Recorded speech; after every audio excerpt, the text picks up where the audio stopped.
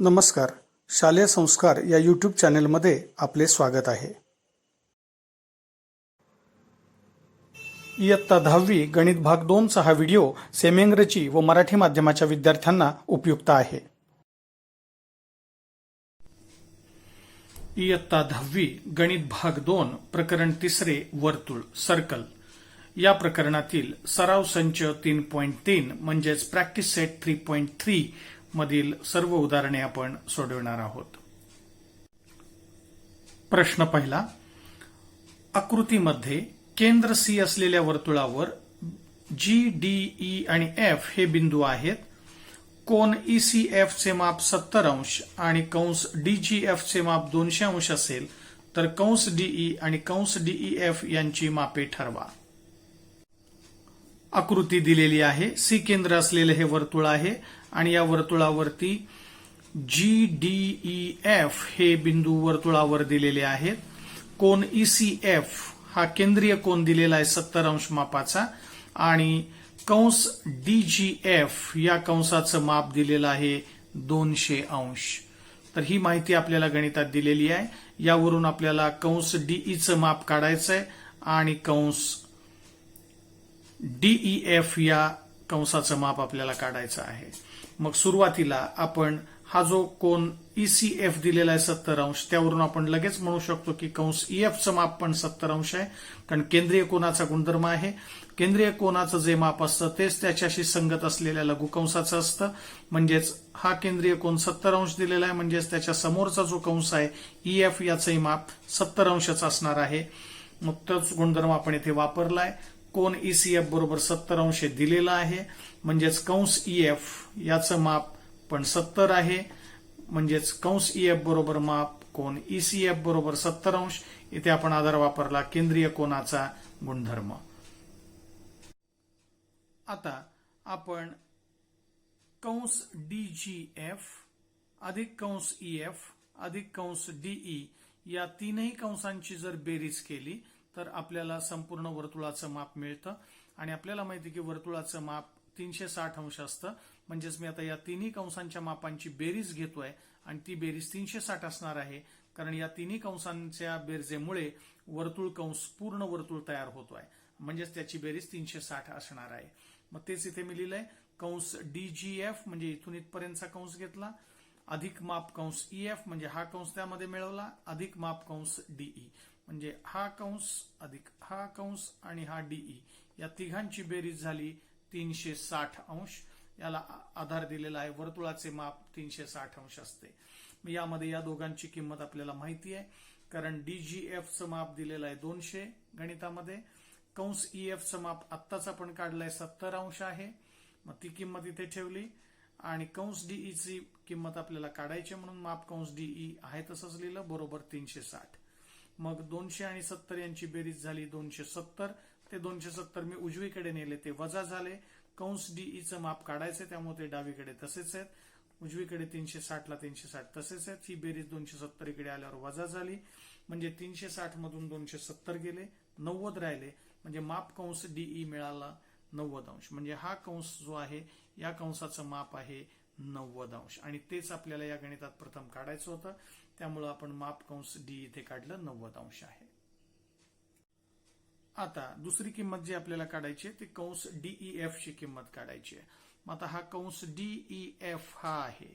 आत्ताच आपण काढलेला आहे की डीईचं माप आलेलं आहे 90 अंश आणि हा तर ईएफ आपण काढलेला आहे सुरुवातीला 70 अंश आहे. मग 90 आणि 70 यांची बेरीज केली की होते 160 अंश. म्हणजे डीईएफ हा कंस आहे 160 अंश. इथे उत्तर तोंडीच आहे पण आपल्याला इथे रीत लिहिणं आवश्यक आहे. म्हणजेच इथे आपण कंसाच्या बेरजेचा गुणधर्म वापरतोय. कंस डीईएफ म्हणजेच कंस डीई अधिक कंस ईएफ यांच्या मापांची बेरीज आपल्याला करायची आहे. मग मी तीच इथे लिहिलेली आहे. माप कंस डीई अधिक माप कंस ईएफ या दोघांच्या बेरजेमुळे माप कंस डीईएफ तयार होतोय. म्हणजे इथे कंसाच्या बेरजेचा गुणधर्म वापरतोय. इथे आकृतीत पाहू शकतो आपण माप कंस डीई अधिक माप कंस ईएफ म्हणजेच हा कंस तयार झाला डीईएफ. तेच इथे लिहिलंय कंसाच्या बेरजेचा गुणधर्म वापरून. मग आता याच्यात किमती ठेवूया आणि उत्तर काढूया. मग माप कंस डीई ची किंमत आत्ताच काढली आपण 90 आहे, तिथे लिहिली. कंस ईएफ ची किंमत वरती काढलेली होती आपण इथे 70 अंश आहे, मग तीच इथे लिहिली. बरोबर डीईएफ ला माप कंस डीएफ तसंच आहे. 90 आणि 70 ची बेरीज झाली 160 अंश. बरोबर माप कंस डीईएफ म्हणजेच माप कंस डीएफ बरोबर 170 अंश. आणि ही किंमत आपल्याला दुसरा प्रश्न विचारला होता की माप कंस डीएफ किती आहे, तर त्याचं उत्तर आलेलं आहे 160 अंश. म्हणजे या गणितात दोन किमती काढायच्या होत्या. कंस ईएफ ची किंमत काढायची होती ती 70 आली आणि माप कंस डीईएफ काढला 160 अंश. आता हाच प्रश्न आपण सेमी इंग्रजीच्या विद्यार्थ्यांसाठी अभ्यासूया. Question number 1 from practice set 3.3. In the figure, points G, D, E, F are concyclic points of a circle with center C. Angle ECF is equal to 70 degree. Major arc DGF is equal to 200 degree. Find major arc DE and major arc DEF. Now look at the figure. Here C is the center of this circle. Here angle ECF, this is central angle, is given 70 degree. And major arc DGF is also given 200 degree, and we have to find major arc DE and major arc DEF. So these two measures of arcs we have to find in this example. Now here the angle ECF is equal to 70 degree. This is central angle, so this is given. So I write here angle ECF is equal to 70 degree. This is given. Now we know the central angle property. The measure of central angle is equal to the measure of the corresponding arc. So this arc EF is also of measure 70 degree. So I write here measure arc EF is equal to measure angle ECF. So this angle is 70 degree, means the opposite arc is also 70 degree. So measure arc EF is equal to measure angle ECF is equal to 70 degree. The reason is central angle property. So first answer is completed here. So we have to find major arc here. So major arc EF is equal to 70 degree. Now we know the major arc EF is equal to 70 degree, and this arc DGF is 200 degree, and we have to find arc DE.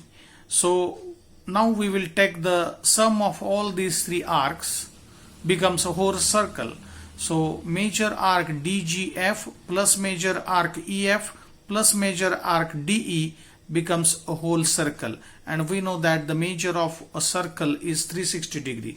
So I will take the sum of these three arcs is equal to 360 degree. So I write here major arc DGF plus major arc EF plus major arc DE is equal to 360 degree. Reason is measure of circle is 360 degree. Now put the values of these two arcs here. So arc DGF is 200. So put the value of DGF is 200 here. Arc EF just we found here 70 degree. So put the value of EF is 70 degree here, and we have to find arc DE. So measure arc DE as it is equal to 360. Now find the value of major arc D here. 200 plus 70 is 270. Measure arc D as it is equal to 360 as it is. So in the next step we get, take this 270 to the right hand side, it becomes minus. So major arc D is equal to 360 minus 270. So major arc DE is equal to 90 degree. So this value we have to find in this example. Now here we have to find major arc DEF also. Now look at the figure again. Now here we have to find the major arc DEF. This is the DEF arc. Now just we found that major arc DE is 90 degree and EF is 70 degree. So we have to take the sum of these two arcs. So 90 plus 70 is 160 degree. So we have to find the measure of arc DEF here. So we will take the sum of DE arc and EF is equal to arc DEF. Now measure arc DE plus measure arc EF is equal to measure arc DEF. So this is the property of sum of arcs. So put the values here. Measure arc DE just we found is 90 degree here, and measure arc EF is also we have find earlier. So that is 70 degree. So 90 plus 70 means 160 here. So I solve here. Major arc DEF is equal to 160 degree. So this is the second question we have to find in this example. So major arc DEF is equal to 160 degree. So this is the answer of the second sub question. आता सराव संच 3.3 मधील प्रश्न दुसरा.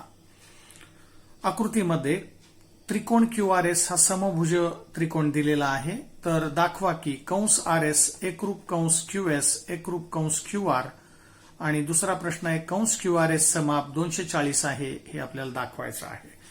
तेव्हा फक्त एवढीच माहिती दिलेली आहे की त्रिकोण QRS हा समभुज त्रिकोण आहे आणि आकृती दिलेली आहे. आकृतीमध्ये हा समभुज त्रिकोण दिलेला आहे म्हणजे याच्या तिन्ही बाजू सारख्या आहेत. म्हणून इथे लिहिलं त्रिकोण QRS हा समभुज त्रिकोण आहे दिले आहे म्हणजे याच्या तिन्ही बाजू सारख्या आहेत. म्हणून मी या तिन्ही बाजूंना सारखी खूण केलेली आहे. कारण समभुज त्रिकोणाच्या सर्व बाजू एकरूप असतात म्हणजे समान लांबीच्या असतात. म्हणजेच इथे QR बरोबर RS बरोबर QS लिहिलेलं आहे. आता आकृतीत जर पाहिलं आपण तर या वर्तुळाच्या दृष्टीने या तीनही बाजू म्हणजेच या जीवा आहेत आणि या तीनही जीवा एकरूप आहेत आणि एकाच वर्तुळाच्या एकरूप जीवांचे संगत कंस एकरूप असतात हे प्रमेय आपण पाहिलेलं आहे. हा गुणधर्म आपण मागील व्हिडिओमध्ये अभ्यासलेला आहे. म्हणजेच या जीवा एकरूप आहेत म्हणजेच त्यांच्याशी संगत असे कंस सुद्धा एकरूप आहेत. मग QR जीवेशी संगत असलेला कंस आहे QR, RS जीवेशी संगत असलेला कंस आहे RS आणि QS जीवेशी संगत असलेला कंस आहे QS. म्हणजेच हे तीनही कंस एकरूप आहेत. मग तेच इथे लिहिलंय. या गुणधर्मानुसार वर्तुळाच्या एकाच वर्तुळाच्या एकरूप जीवांचे संगत कंस एकरूप असतात म्हणजेच कंस RS एकरूप कंस QS एकरूप कंस QR. यालाच मी विधान 1 म्हटलंय आणि तेच आपल्याला पहिलं सिद्ध करायचं होतं. इथे कंस RS एकरूप कंस QS एकरूप कंस QR. तेव्हा इथे हे आपण सिद्ध केलेलं आहे. आता आपल्याला दुसरा प्रश्न यातला सिद्ध करायचा आहे. तो असा आहे की कंस QRS समाप 240 अंश आहे हे आपल्याला सिद्ध करायचं आहे दाखवायचं आहे. म्हणजेच आता इथे आत्ता जे आपण तिन्ही कंस एकरूप दाखवलेले आहेत इथे कंस RS एकरूप कंस QS आणि कंस QR तर ह्या तिन्ही कंस एकरूप आहेत म्हणजे त्यांची मापे समान आहेत. म्हणजेच या तिघांचे माप आपण x अंश मानलं. म्हणून लिहिलंय समजा माप कंस RS बरोबर माप कंस QS बरोबर माप कंस QR बरोबर x अंश. कारण हे तीनही कंस एकरूप आहेत हे आत्ताच आपण लिहिलंय विधान 1 मध्ये म्हणजेच त्यांची मापे समान आहेत आणि ते माप आपण मानलेलं आहे x अंश. मग आता या तिघांची बेरीज करू या तिन्ही कंसांच्या मापांची. कारण या तिन्ही कंसांच्या मापांची जर बेरीज केली तर आपल्याला संपूर्ण वर्तुळाचं माप मिळतं आणि संपूर्ण वर्तुळाचं माप 360 अंश असतं. तो गुणधर्म इथे वापरतोय म्हणजे या तिन्ही कंसांच्या मापांची बेरीज आपण करूया. म्हणून लिहिले माप कंस RS अधिक माप कंस QS अधिक माप कंस QR बरोबर 360 अंश. या तिघांची बेरीज केली कंस RS समाप अधिक कंस QS समाप अधिक कंस QR समाप. या तिन्ही कंसांची बेरीज झाली 360 आणि या तिघांनी मिळून असे संपूर्ण वर्तुळ तयार झालं. म्हणून गुणधर्म लिहिला वर्तुळाचे माप 360 अंश असते. परंतु आता या तिघांचं माप आपण आत्ताच मानलंय x अंश आहे म्हणजे या तिघांची किंमत इथे x अधिक x अधिक x अशी लिहिली. कारण याचंही माप x आहे याचंही x आहे आणि याचंही xच आहे. कारण तिन्ही कंस एकरूपच आहेत आणि त्यांचं माप आपण x अंश मानलेलं आहे. म्हणजे x अधिक x अधिक x या तिघांची किंमत ठेवली बरोबर 360 तसेच आहेत. मग या तिघांची बेरीज झाली x अधिक x अधिक x म्हणजेच 3x बरोबर 360. म्हणजेच पुढे सोडूया म्हणजेच 3x बरोबर 360 आहे म्हणजेच x बरोबर 3 ला इकडे घेतलं छेदात आले 360 वर छेदात 3 आले. मग 3 ने 360 ला भागलं 120 उत्तर आलं. म्हणजेच x बरोबर 120 आले. म्हणजेच या तीनही कंसांची किंमत x मानली होती आपण म्हणजे या प्रत्येकाचं माप 120 अंश आहे. मग तेच लिहिलंय माप कंस RS बरोबर माप कंस QS बरोबर माप कंस QR बरोबर x होता. x ची किंमत आत्ताच पाहिली आपण 120 आलेली आहे. म्हणून या तिघांची किंमत आलेली आहे 120 अंश. आपल्याला दाखवायचं की कंस QRS चं माप म्हणजे हा कंस आहे याचं माप 240 अंश आहे आपल्याला दाखवायचं आहे. मग आता आपण कंस QR चं माप काढलंय 120 आहे. RS चंही माप 120 आहे. मग आता कंस QRS चं माप काढायचं म्हणजेच आपल्याला QR आणि RS या दोन कंसांच्या मापांची बेरीज करायची आहे. म्हणजेच क्यूआरचं माप 120 आहे, आरएसचं माप 120 आहे. मग 120 अधिक 120 उत्तर होईल 240 अंश आणि तेच आपल्याला सिद्ध करायचं होतं. मग तेच आता मी लिहितोय. या दोन कंसांची बेरीज करतोय. माप कंस क्यूआर अधिक माप कंस आरएस म्हणजेच कंस क्यूआरएस आपल्याला मिळणार आहे. मग तेच इथे लिहिलंय की माप कंस क्यूआरएस बरोबर माप कंस क्यूआर अधिक माप कंस आरएस या दोघांची बेरीज केली की हा कंस क्यूआरएस मिळतो. आकृतीत पाहिला आता आपण यालाच आधार दिला, कंसाच्या बेरजेचा गुणधर्म वापरला. याचं माप 120 आहे, याचं माप 120 आहे. आत्ताच आपण इथे लिहिलंय वरती. म्हणजेच 120 अधिक 120 240 म्हणजेच माप कंस क्यूआरएस बरोबर मिळाले 240 आणि हेच आपल्याला सिद्ध करायचं होतं की माप कंस क्यूआरएस 240 आहे. हे दाखवायचं होतं, ते आपण इथे दाखवलंय. आता हाच प्रश्न सेमी इंग्रजीच्या विद्यार्थ्यांसाठी पाहूया. Question number 2 from practice set 3.3. In the figure, triangle QRS is an equilateral triangle. Prove that first, arc RS congruent arc QS congruent arc QR, and second, major arc QRS is equal to 240 degree. So these two questions we have to prove here. Now given is triangle QRS is an equilateral triangle and figure is also given. So in this figure triangle QRS is an equilateral triangle. So I write here triangle QRS is an equilateral triangle. This is given in the example. So this is equilateral triangle means all sides are congruent, means QR is equal to RS is equal to QS because these are the sides of an equilateral triangle. So they have equal length. So QR is equal to RS is equal to QS. Hence these three sides are congruent. It means that the three chords are also congruent here because these three sides are nothing but the chords also. So we know that the property we have learned in the previous video, that theorem is if the chords of the same circle are equal then related arcs are congruent. So here chords are congruent means related arcs are also congruent. So the RS is the chord, so related arc is RS. QS is the chord, so related arc is QS. Similarly here the QR is the chord, so related arc is QR. So these three chords are congruent means these three arcs are also congruent. So I write here arc RS congruent arc QS congruent arc QR. So this is the answer of the first question. So this is we have proved here. So arc RS congruent arc QS congruent arc QR, this is we have to prove. So hence the proof here of the first question. Now we have to prove major arc QRS is equal to 240 degree. So this is we have to prove now. Now just we have proved that these three arcs are congruent means their measures are equal. So I write here let the major arc RS is equal to major arc QS is equal to major arc QR is equal to x degree. So these three arcs are congruent means their measures are equal and that measure of each arc is suppose x degree. Now we will take the sum of these three arcs. So sum of these three arcs is nothing but a whole circle and we know that the measure of circle is 360 degree. So sum of these three arcs, here I write major arc RS plus major arc QS plus major arc QR is equal to 360 degree. Reason is measure of circle is 360 degree. Look at the figure here. Major arc RS plus major arc QS plus major arc QR is equal to 360 degree because sum of these three arcs is nothing but a whole circle. So measure of circle is 360 degree.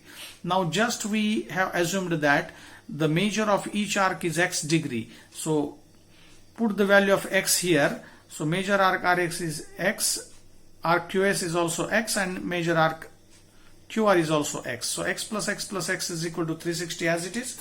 So 3x is equal to 360. So x is equal to 360 upon 3. So take this 3 to the right hand side, it will be in the denominator. So 360 upon 3 is 120 degree. So the value of x is 120 degree here. So you will get 3x is equal to 360, x is equal to 360 upon 3 means divide 360 by 3, you will get 120. So the value of x is 120 degree. So each arc is equal to 120 degree here. because we have assumed that RS is X, QS is also X, and QR is also X. So measure of each arc is equal to X, means the value of X is 120 here. So measure arc RS is equal to measure arc QS is equal to measure arc QR is equal to 120 degree. Now we have to show that the measure arc QRS is equal to 240 degree. Now just we have proved that measure arc QR is 120 degree and measure arc RS is also 120 degree. And we have to show that QRS is equal to 240 degree. So this is 120 and this is also 120. So sum of these two arcs is nothing but 120 plus 120 is 240. So we have to write here the sum of these two arcs here. So by the property of sum of arcs, we can write here the measure arc QRS is equal to measure arc QR plus measure arc RS. So QRS arc is nothing but the sum of these two arcs, QR plus RS. So I write here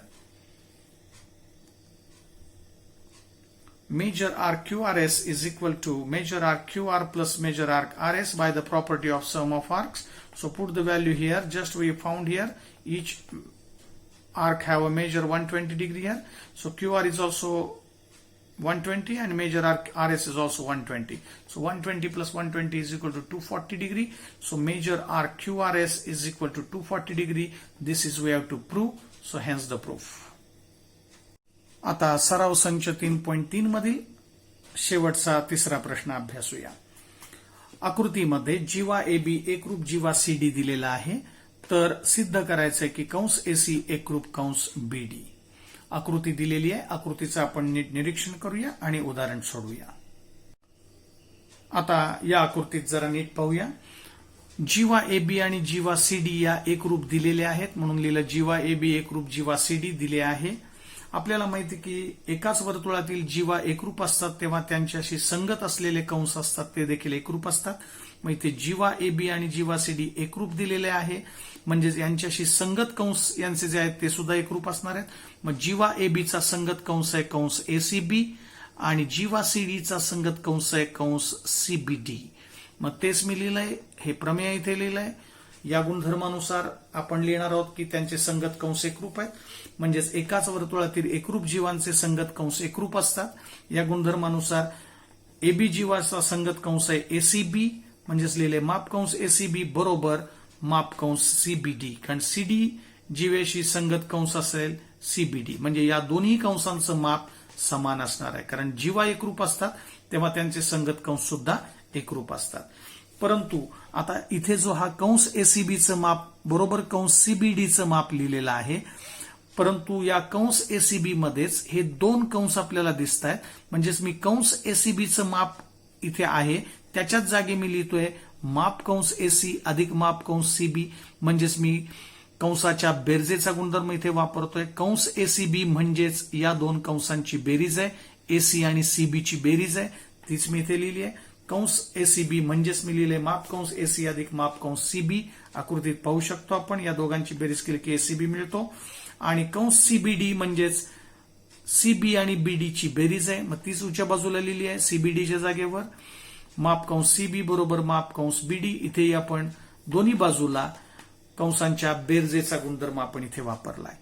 परंतु हे लिहिल्यानंतर आता दोन्ही बाजूला माप कंस CB आहे आणि कंस आकृतीत तर कंस CB एकच आहे त्यामुळे आपण दोन्ही बाजूचा माप कंस CB आपण कॅन्सल करतोय म्हणजे उरलेली पदे पुढच्या पायरीला लिहितोय मी. माप कंस AC बरोबर चिन्हाला बरोबर चिन्ह, उजवीकडे राहिलाय माप कंस BD म्हणजेच कंस AC आणि कंस BD हे एकरूप झालेले आहेत याचा अर्थ कारण मापे समान आहेत आणि एकाच वर्तुळातले कंसांची मापे समान असतात म्हणजेच ते कंस एकरूप असतात. म्हणजेच कंस AC आणि कंस BD हे एकरूप आहेत कारण त्यांची मापे समान आहेत आणि तेच आपल्याला इथे सिद्ध करायचं होतं की कंस AC एकरूप कंस BD दाखवायचं होतं ते आपण इथे दाखवलंय कारण त्यांची मापे समान आलेली आहेत म्हणजेच ते कंस एकरूप आहेत. आता हा शेवटचा प्रश्न सेमी इंग्रजीच्या विद्यार्थ्यांसाठी पाहूया. Question number 3 from practice set 3.3. In the figure, chord AB congruent chord CD, this is given and we have to prove that arc AC congruent arc BD. So look at the figure here. In this circle, chord AB and chord CD are congruent. This is given. So I write chord AB congruent chord CD. This is given. Now we know the theorem. Whenever the chords are congruent in a circle, then the related arcs are also congruent. So this is the theorem we have learned in the previous video. If the chords of the same circle are equal, then the related arcs are congruent. So with the help of this property, we can write here the related arc of chord AB is arc ACB and related arc of chord CD is arc CBD. So these two related arcs are also congruent, means their measures are same. So I write with the help of this property, measure arc ACB is equal to measure arc CBD. Now look at the figure again. Measure arc ACB means there are two arcs in this arc ACB, means I can split them into sum of these two arcs here. So arc ACB is nothing but arc AC plus arc CB. So I write here, instead of measure arc ACB, I write there sum of these two arcs is nothing but ACB. So instead of measure arc ACB, I write here measure arc AC plus measure arc CB on the left hand side. Similarly here on the right hand side, measure arc CBD means I write measure arc CB plus measure arc BD. So instead of CBD, I write here CB plus BD, their measures. So on the both sides here, measure arc CB, and here is also on the right hand side measure arc CB. So these two arcs are cancelled because in the figure arc CB is the only one arc in the figure. So this is cancelled from both the sides. Now the remaining arcs are, the measure arc AC is equal to measure arc BD. Hence their measures are same, means these two arcs are congruent because these two arcs are of the same circle. So in the same circles, whenever the measures of arcs are equal, means they are congruent. So measure arc AC congruent arc BD. So this is we have to prove in this example. So hence the proof.